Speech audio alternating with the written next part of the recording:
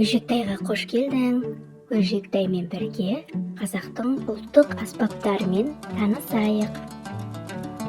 Шертпелі аспап домбыра,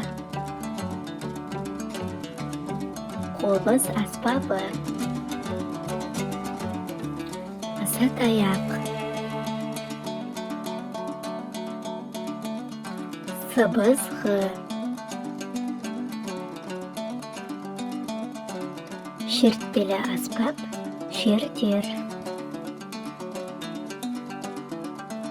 қоңыраулы аспап қоңырау. Ерекше аспап түрі додыға. Нәзігінді аспап жетіген. Даңғыра аспабы. Сілкімелі аспап сылдырмақ. Ұрмалы аспап дауылпаз. Үрлейтін аспап сазсырнай. Шаңқобыз аспабы.